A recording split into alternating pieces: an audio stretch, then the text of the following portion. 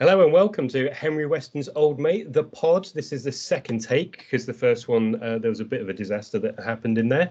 So I'm Phil Walton, I'm your host for this evening, alongside Stu Butler. Hi, Stu. I'm good, mate. Donned some ice hockey gear I saw you were at the ice hockey, so I thought I'd put a jersey on. Yeah, I was at the Cardiff Devils versus Belfast Giants game on the weekend. I won myself a little mug, which I'm drinking out this evening. Did you catch a puck or something? I didn't catch up. No, I won a bit of stash for the having the technological skills of being able to repost something on Instagram, and then my name got pulled out of the hat. So yeah. Well done. Well, there we go. So keeping well this week, doing all right? Yeah. What are we? Tuesday. So it's been a busy Tuesday. I have my ballet class after school. My daughter has her ballet class. But no, nice weekend, no work. Very chilled weekend, but got a few bits done and ran 10 miles on Sunday. Yeah. Much improved from a couple of weeks ago, mate. So Good. All good. Excellent. So we're still advertising, aren't we? We've still got a few people that want to kind of share their wares with us. Yeah, we've got nothing new, but as the guys at Golfers CBD, we'll certainly give them a second plug, a second pod. They were kind enough to send us 2 bottles, weren't they? I posted the one up to you, and I've been using this coconut-based CBG oil, they call this one, mint flavoured. Very good. I'm about halfway through the bottle, taking a couple of drops before work, a couple of drops before this podcast, and it's hard to explain how it makes you feel because it doesn't really make you feel any different, but it helps you sleep, takes the edge off things, and I would highly recommend it. Watch, I'll post some links on the audio and I'll post some visuals on the video, but fantastic stuff. Big thank you to Andrew Dixon who sorted that for us at Golfers CBD. Indeed. I think my wife has a complaint to make that my sleep is much better, but I've started snoring, which is not good news. Would that suggest you're in a deeper sleep? I don't know. A better sleep? I don't know. I mean, I've had a cold the last couple of days as well, so there might be a combination of factors going on, but that kind of made me laugh anyway. Right, well, let's crack on into today's session. So we're going to take a little bit of a detour earlier than I expected because of what came about at the end of the last episode, which was we spent a bit of time talking about your first week out of hospital and your first steps into sobriety and the Alcoholics Anonymous kind of program, I guess we'll call it. And I think I came to that episode with some prejudices that were blown apart a bit, and I can't be the only one that has them. Mm-hmm.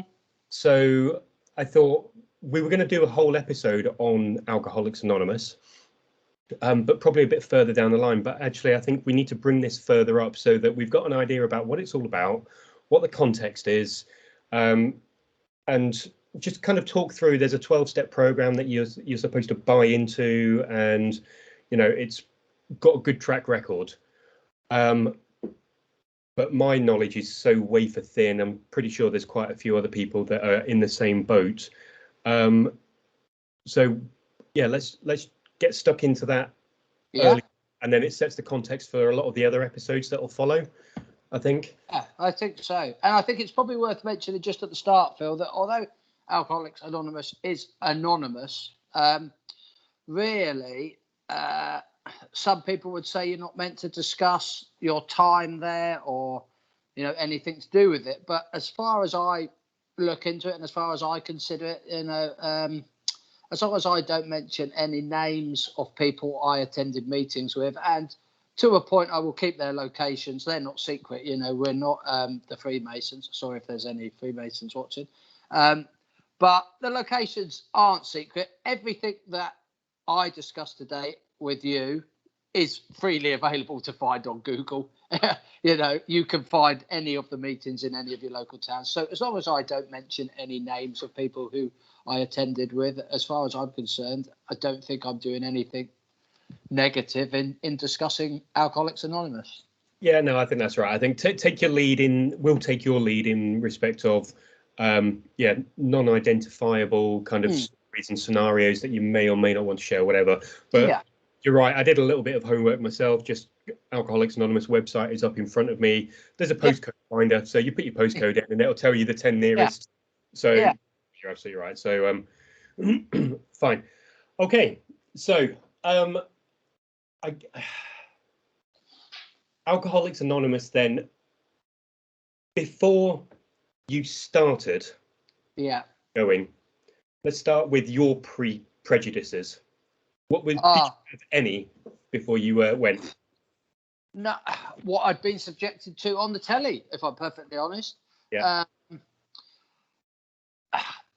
Troubled people from let's say, a lower social standing, sitting in a darkened room. I mentioned it in the last episode. It seems to be portrayed as, it might be like an old church gym or something with a ring of chairs with people, washed up piss heads, all feeling sorry for themselves.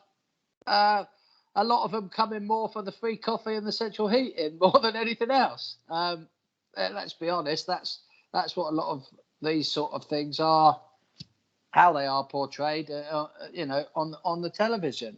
So an AA meeting to me was certainly not what I ended up experiencing when I went along. Yeah, and I think I'm probably going to open myself up to a whole load of look at how prejudicial and you are, Phil. But yeah, I think that's what you've just said kind of rings true with me as well. There's it's an idea of people that just can't get their shit together, and yeah, like you say, maybe a lower social standing. I don't know whether that hit me, but it's definitely kind of troubled people.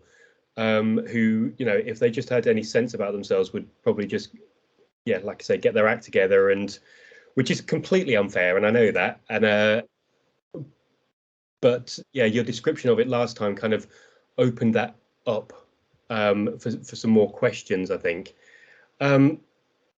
So with that pretext of going to your first one,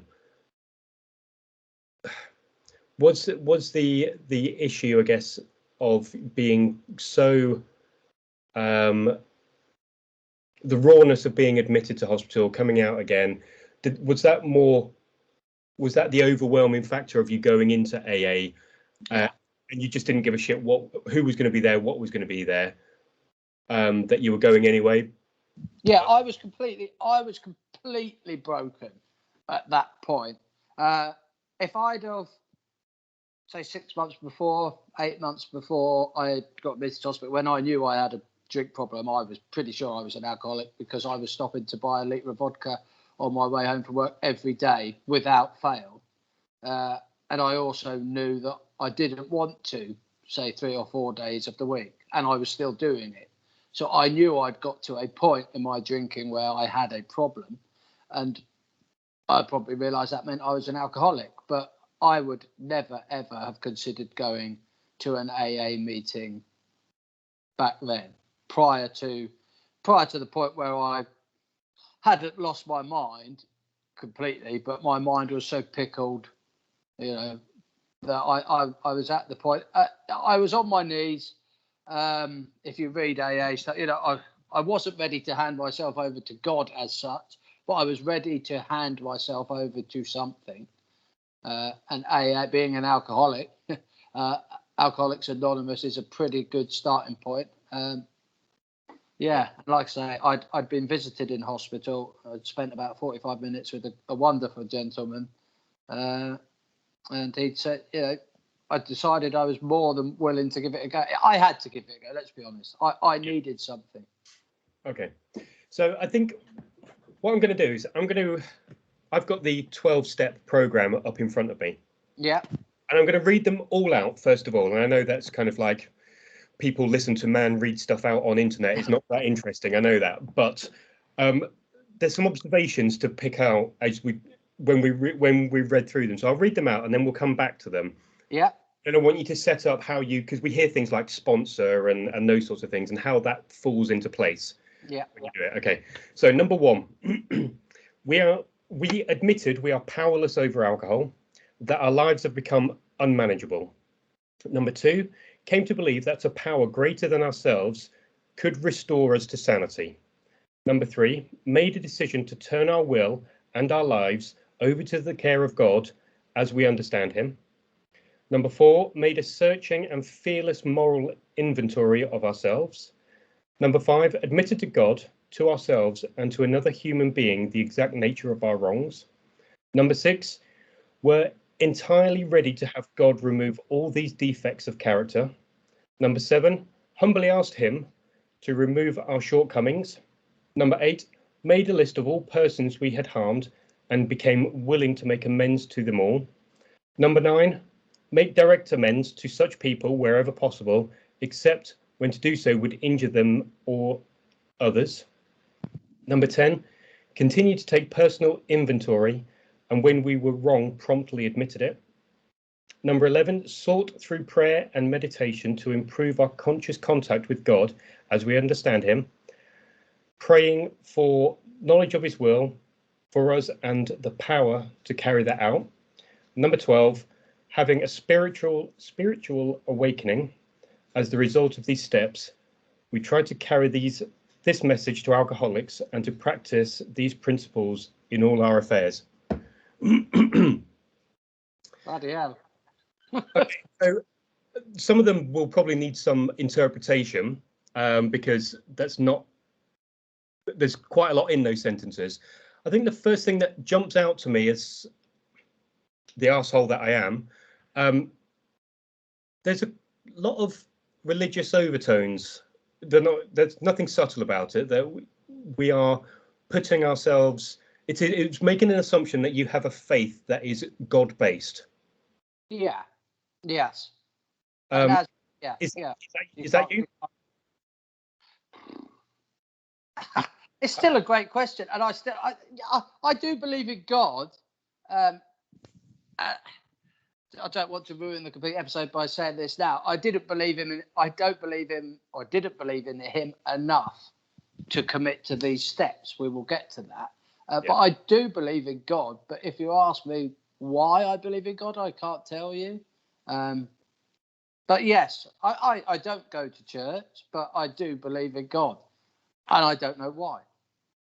Yeah. But I think the society that we live in is quite mixed in respect of kind of a faith-based kind of belief system. Yeah.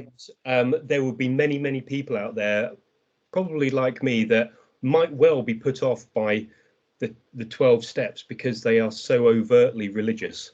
And I don't know how one would get around that other than you have to throw yourself in, I guess. And I also guess you probably don't have you're not in the fortunate position of choosing when you're at rock bottom. Yeah, and I think what probably I should mention is AA was founded in 1935. The original book was written in 1939. You know, it was in Ohio. It's in America, Akron, Ohio, and it was written by two religious. Not religious. It was written by two alcoholics, Bill and Dr. Bob. You know, we could get into their stories later. But they were men who believed in God, and you know, in the sort of the first 4 years, that time frame, the 4 years, there was about 100 members in the original 4 years, and they were men of faith. So AA, the original writings of AA, were written using the word God. What you will find if you attend an AA meeting now, very quickly, as a newcomer, it will be pointed out to you that although God is mentioned a lot in the original texts, you know, they prefer to use the word your higher power now, and your higher power can be of your choosing. For a lot of people, it will be God. Yeah. You know, if you can find a way in your heart or your brain, however you want to look at it, to commit something to a higher power, that yes, you need that one way or the other, but it doesn't have to be God.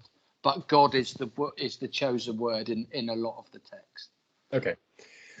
Okay. So when you, this is such a clumsy analogy.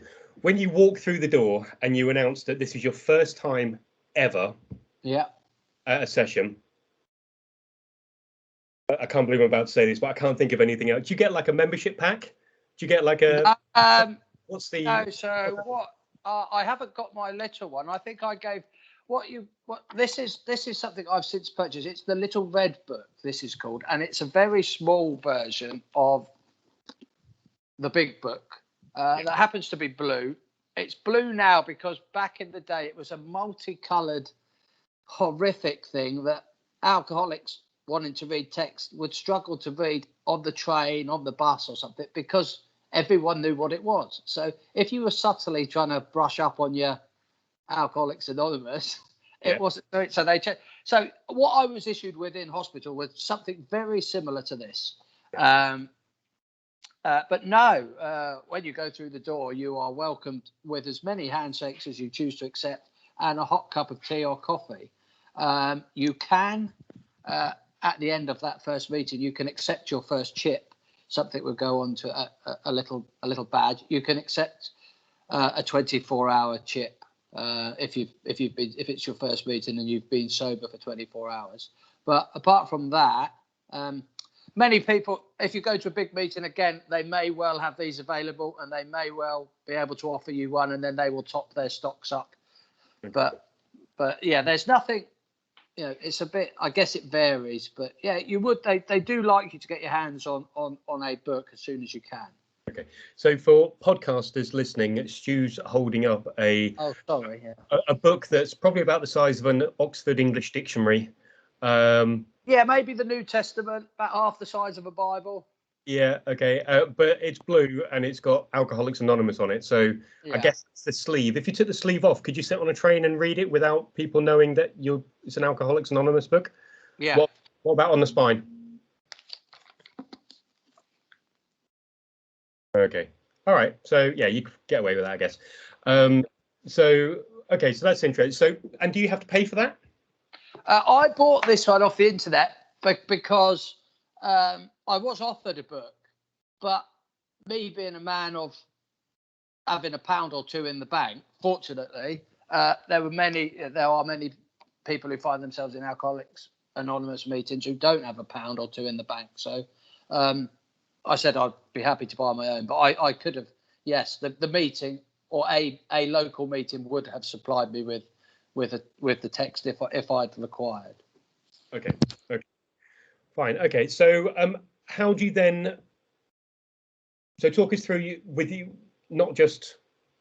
I don't want to rehash what we talked over in the last episode, but let's take it from the angle from, at what point you accepted your first chip and kind of formally entered into that program. How did that work out for you? So I don't think I accepted a chip. I don't even think I accepted the 6 months. I don't know exactly. I should have researched. I think you could go 3 months, 6 months, and then 1 year. And I think I waited for 1 year. I took that at my home meeting because the second meeting I attended, a local meeting, local in Deal, that became what is known as my home group. So where I'd sign up on the register for that group to be my home group.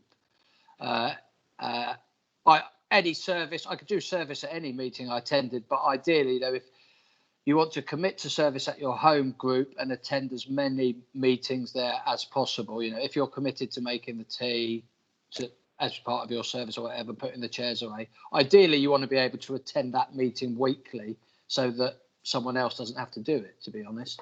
Yeah. So I entered into that. Sunday was I never missed that Sunday meeting for about a year. And then I would attend other ones locally as best I could. But although I didn't take service on at my home group, I did attend weekly.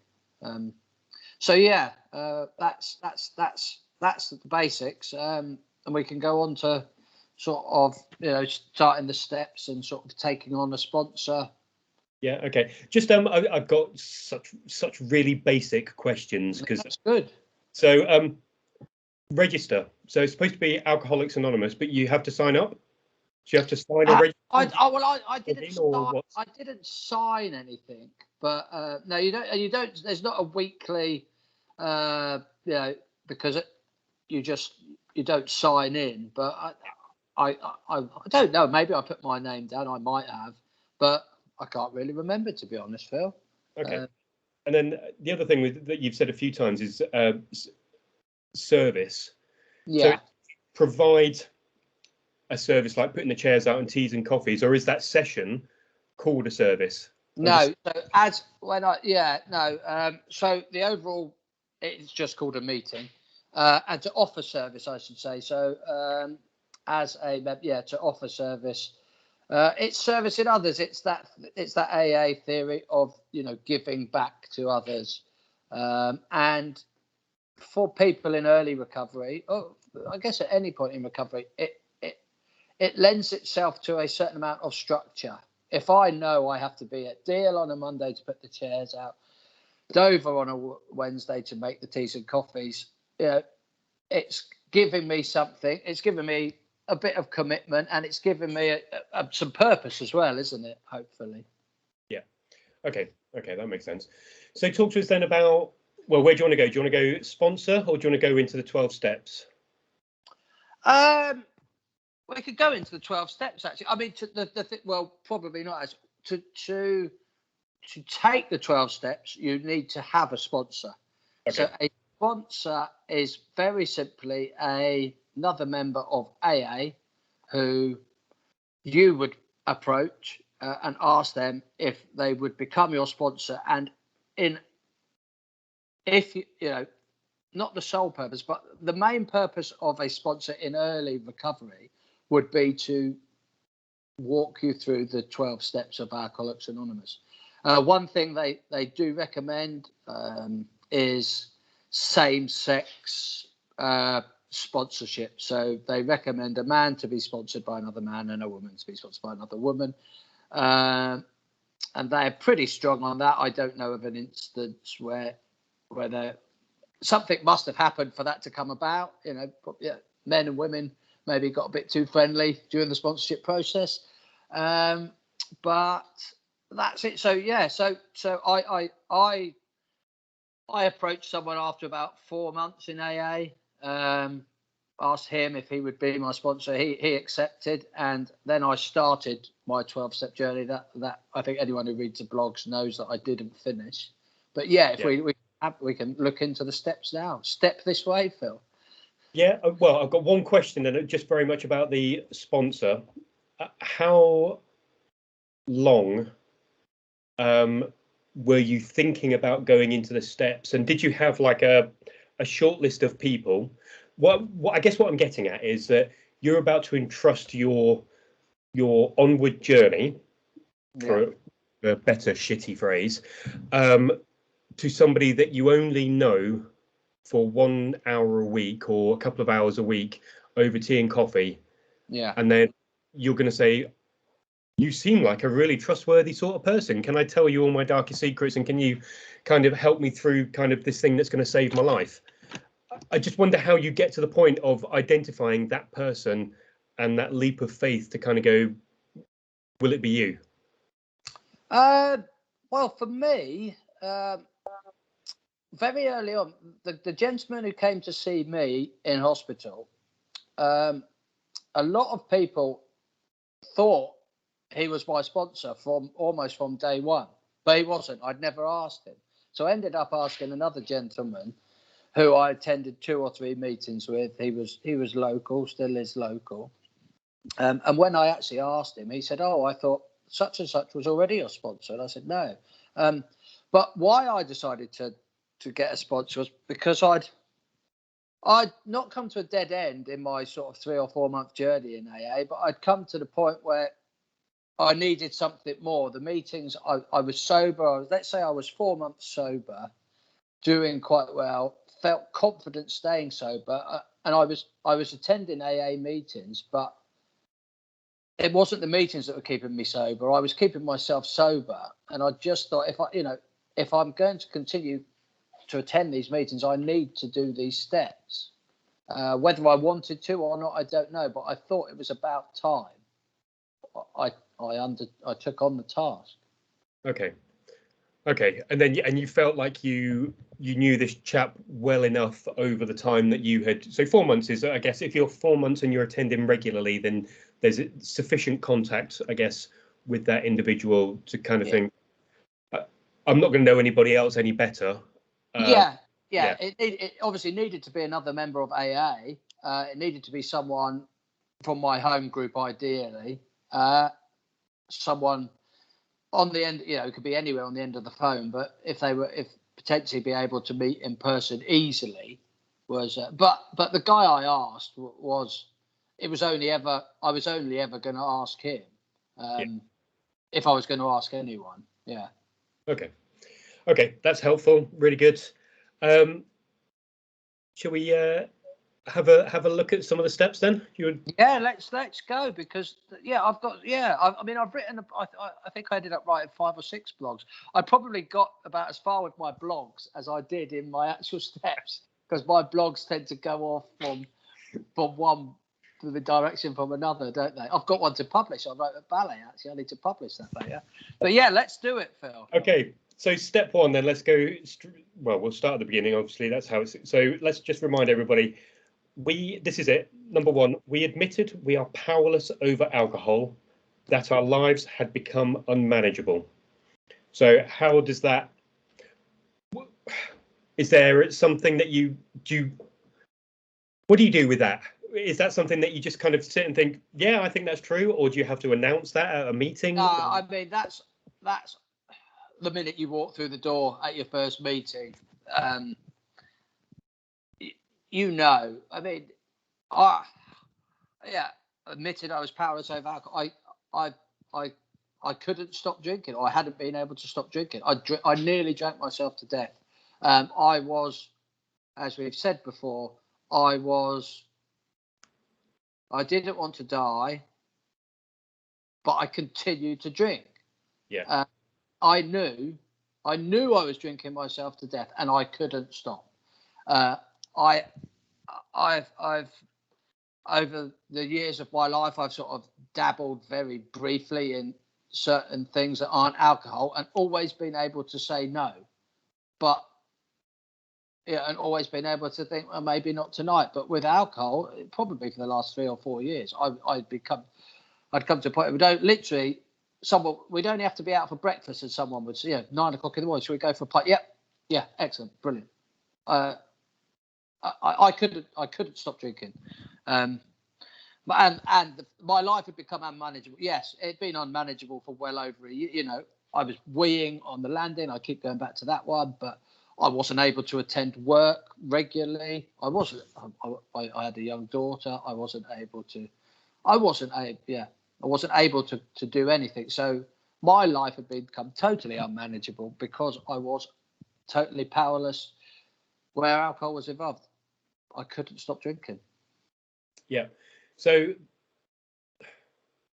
okay. So again, this is the craziest, stupidest question, because the way that I guess the way that my brain processes it, and the way that I've gone through kind of certain assessments. I'm looking at these as if they're an assessment. Yeah. But clearly they're not, because you can kind of, just by attending your first session, you're kind of admitting. So do you group some of these? Can you group some of these together, that 1, 2, and 3, you can actually do that all in one go? Well, yeah, I mean, I remember when I had my first meeting with my sponsor to go through it. I mean, step 1 was literally, that's an obvious one, isn't it? We can tick that one off. It's as simple as that. Yeah. Okay. But then, quite quickly, if we go on to step 2, it started getting a bit sketchy for me already. Okay. All right. So let's remind everybody of what step 2 is. So step 2, came to believe that a power greater than ourselves could restore us to sanity. Okay. Yeah, and you can see by my face, and for the podcasters listening, I'm grimacing potentially, not looking too confident. As I've said, in this episode, I do believe in God, but I also was of the firm belief that the only person who was going to get me sober was me, by finding a way for me to live my life without the need to consume any alcohol ever again for the rest of my life. And I knew that the only person who could do that was me. And so yeah, when it came to when it came to that step, I can't remember exactly how I did it. I would have had a certain amount of faith. I mean, I would happy to, a power greater than ourselves could restore us to sanity. Yes, in a way, but not, it was still going to be down to me. So to say I was fully committed to that step would be a lie. Yeah.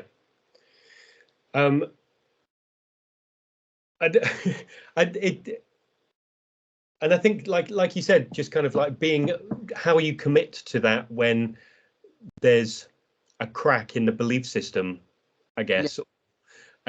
Yeah. I think that just kind of makes it. I can see straight away why there might have been reasons why not getting past a certain level would be not the right direction, but it's completely understandable why you would get to a certain step and then just kind of go, actually, I don't know that, hands and knees and praying is something that I can do with all, like, yeah, go on. Well, I was at this point, sort of, as these steps were occurring, I was actually attending a Sunday afternoon study class, big book study class, quite an in-depth one, with very intelligent people, well versed in AA, and we were having some very good, well-reasoned conversations and arguments.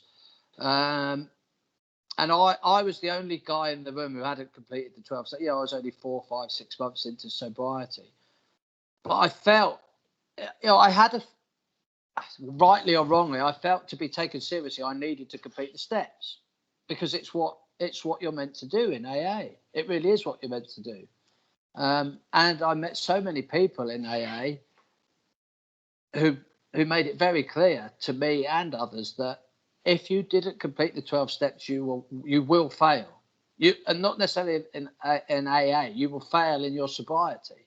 And again, we'll get onto that in further episodes. But I had a huge problem with that because, again, as my mind was becoming clearer and my sobriety and my recovery was improving, let's be honest, I may be a man who said I believe in God, but I also believe in logic. You know, and common sense. And for me to stay sober, I have to make sure I'm not putting booze in here. And God or the fridge or whoever I want to call my higher power, that's not going to stop me doing it. Me. Yeah. Yeah, it's interesting, isn't it? It's kind of like you're not a successfully recovered or you're not a successfully ongoing recovering alcoholic until you've done it the Alcoholics Anonymous way.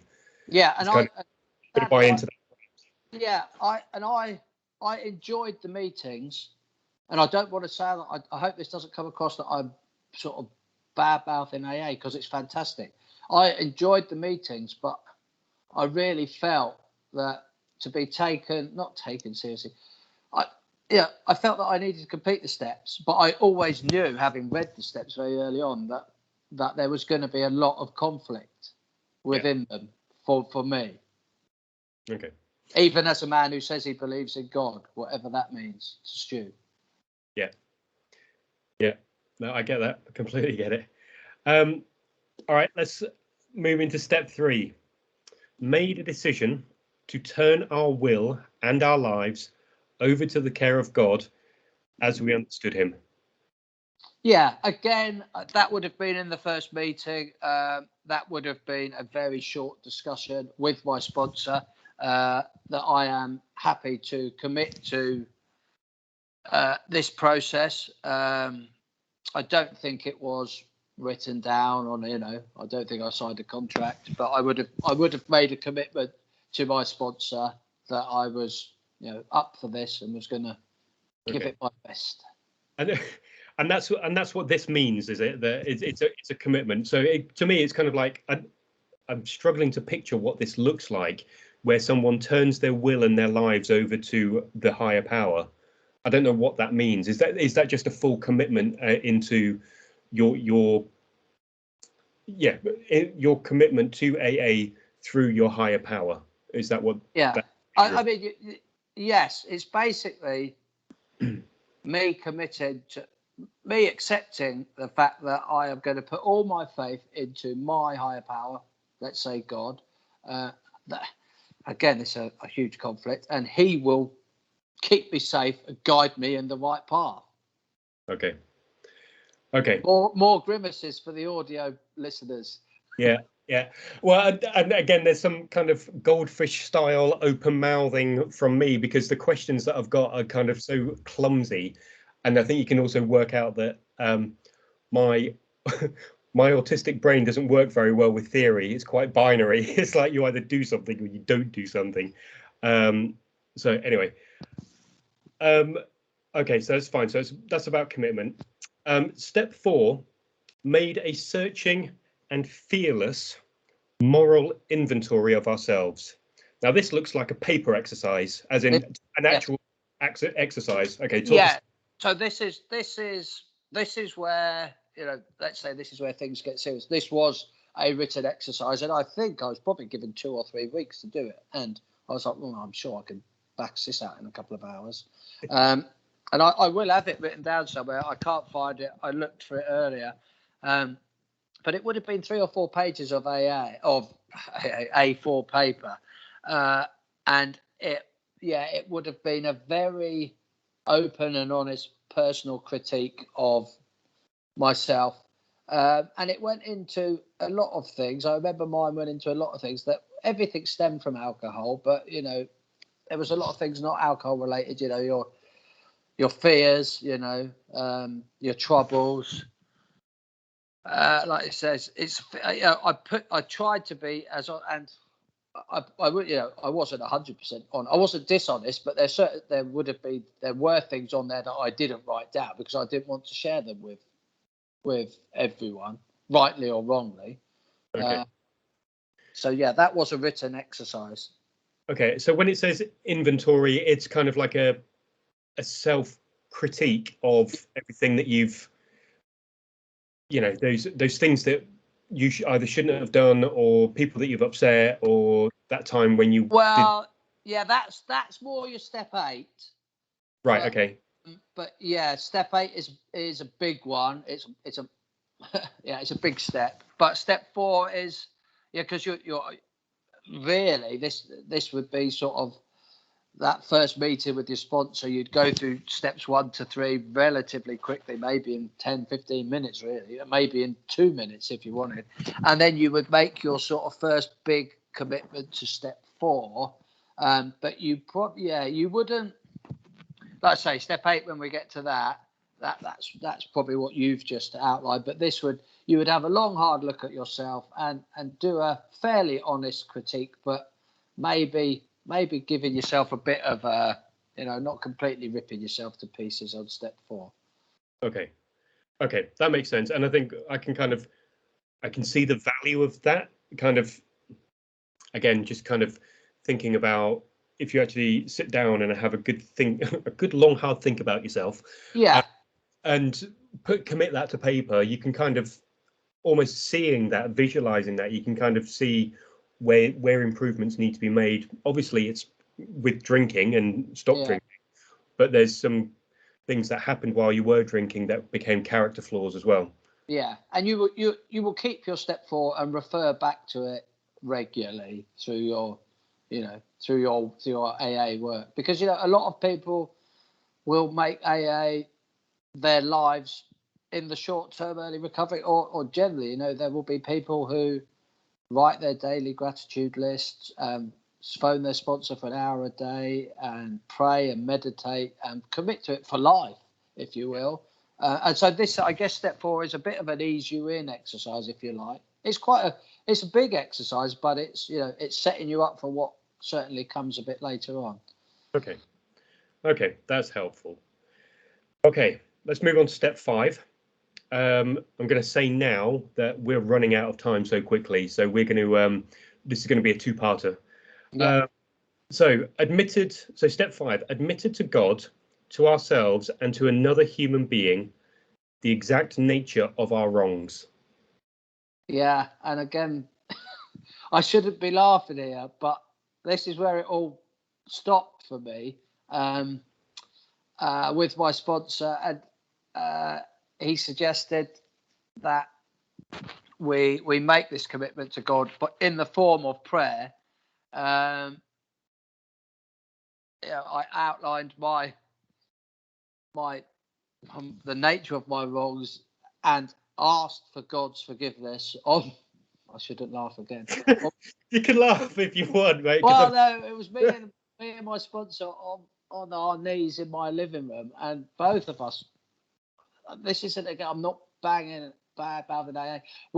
I did everything in my power not to giggle, and I just wasn't committed to it. I said a prayer to God. I apologised to God for my wrongdoings, but my heart wasn't in it. It just wasn't me. No. So that was that was where I stopped. But I have studied and read up on the steps. So if maybe we want to cover step 6, and that might be an episode. I don't know. Yeah, no, I think we will go to steps.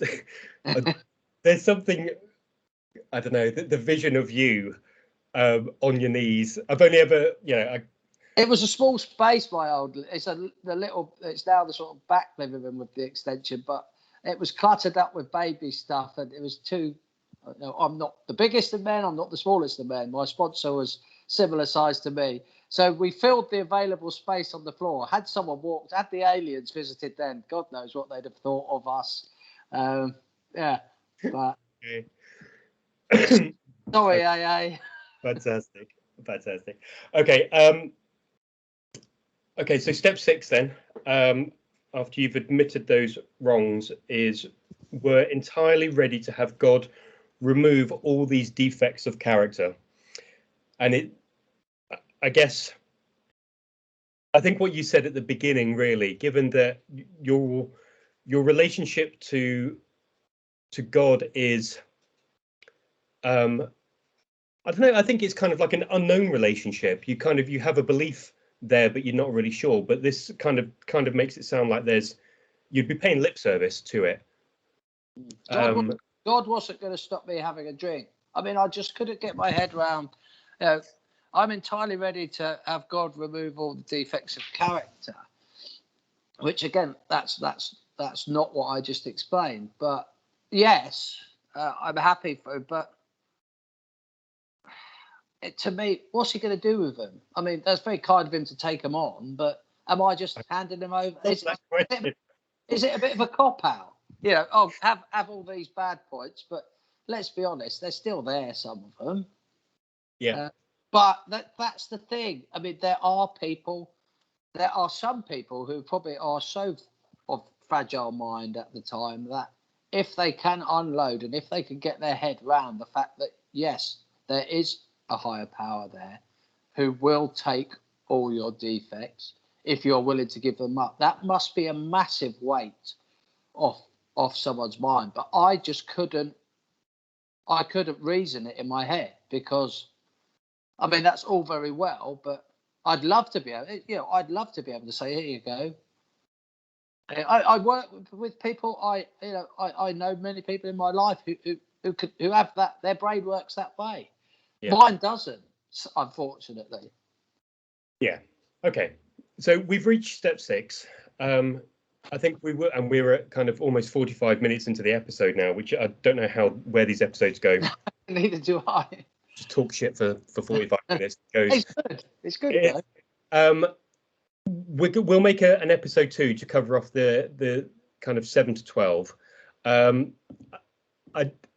You have a couple of times you've apologized to AA and all the rest of it. I think my position for sure is that we're trying to get your experience, and at no point are we you know, AA has a long history of being successful, and I think it's important to recognise that. I think, and it absolutely, it probably did save your life in the short term from sobriety. So I think you know, although there's some humour to be found in the stories that you're telling, that's not to undermine or reduce the value of AA in any way, shape, or form. I think it's you know, like you say, if you've hit rock bottom, then that is probably the only place to go to make it a start in the right way, in the right direction. My advice to anyone struggling with alcohol, or think they're struggling with alcohol, or if they've admitted they're an alcoholic and they're not sure what to do, talk to your partner, go and see your GP, and get to an AA meeting. Yeah. Okay. Right. Well, we will pick up where we left off. With step 7. There's a lot more around the sponsor that I want to talk about as well, in terms of how that relationship develops and what happens when you decide you're not going to continue on with the steps and all of those sorts of things. So we will pick that up on the next episode. Anything you want to finish off with, either steps related or any other 90s pop band? No,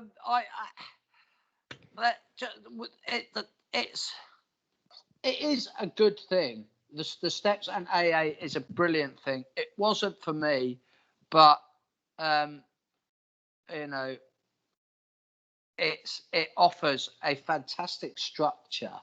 I'm a person who likes structure, and I think going forward there are many addiction